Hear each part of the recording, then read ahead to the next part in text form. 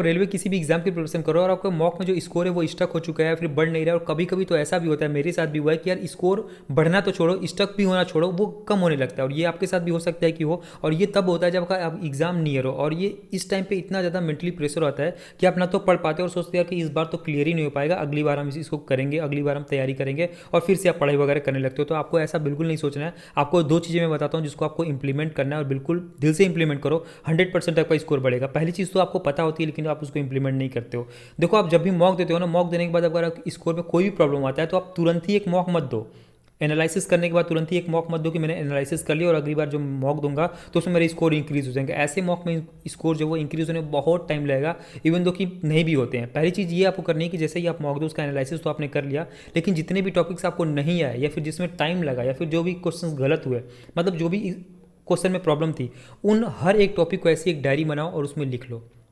ऐसी डायरी में आपने लिख लिया कि भाई ये टॉपिक मुझे मैथमेटिक्स में नहीं आया, रीजनिंग में नहीं आया, फिर जीके में नहीं आया, ठीक है। और उनको लिखने के बाद ना बारी बारी से उनको डेली बेसिस पे तैयार करो, और पूरा का पूरा 100% दो उन्हीं टॉपिक्स को तैयार करने में। देखो, तैयार करने के लिए आप वीडियो देख लो किसी टीचर की, आप पीवाईक्यू कर लो, वाट एवर जो भी करो, लेकिन बेटर ये रहेगा कि अगर आपका टॉपिक बिल्कुल भी नहीं तैयार है, अच्छे से बिल्कुल भी नहीं आ रहा है, वो आपको गलत हो जा रहा है बार बार, तो उसकी एक वीडियो देख लो ढंग से यूट्यूब पर जाके, और उसके पीवाईक्यू लगा लो, 150 से 200 क्वेश्चन लगा लो। इतने क्वेश्चन लगा लो दोबारा वो आपको क्वेश्चन मतलब प्रॉब्लम ही ना क्रिएट करे, वो टॉपिक प्रॉब्लम ही ना क्रिएट करे। ऐसे पढ़ो हर एक टॉपिक को, और जितने भी टॉपिक्स आपने लिखे हैं उनको आप मतलब डेली बेसिस पे 5 से 6 घंटे लगाओ, और जितना मैक्सिमम हो सके उन टॉपिक्स को कंप्लीट करते जाओ। लेकिन इसके साथ साथ आप मॉक को भी देते जाओ, और मतलब मॉक को देने का मतलब ये है कि आप तुरंत मॉक मत दो, लाइक कि आपने आज दिया फिर आपने तुरंत कल दे दिया, नहीं। थोड़ा सा एक गैप रखो, मतलब कि 2 या 3 दिन का गैप रखो, ठीक है। उसके बाद फिर आप अगर मॉक दोगे तो आपका जो परफॉर्मेंस है वो काफ़ी अच्छा जाएगा, क्योंकि आप यहाँ से ना थोड़ा सा लाइक कि लाइट फील करोगे, ठीक है। तो इस तरीके से आप करते जाओ, और मॉक देने का मतलब ये भी है ना रेगुलर वाइज, कि आपका जो टॉपिक तैयार था वो तो रिवाइज होता रहेगा, और जो भी टॉपिक आप इस डायरी में से तैयार कर रहे होगे वो भी आपका इंप्लीमेंट होता रहेगा, और वो भी रिवाइज होता रहेगा, ठीक है। तो ये प्रोसेस करना। दूसरी चीज़ ये है कि मैंने आपको बताया ना कि जैसे ही आपका टॉपिक गलत होता है, फिर आप एनालिसिस करते हो, नंबर कम आता है, तुरंत ही स्टूडेंट जाते हैं फिर से एक नया मॉक देने।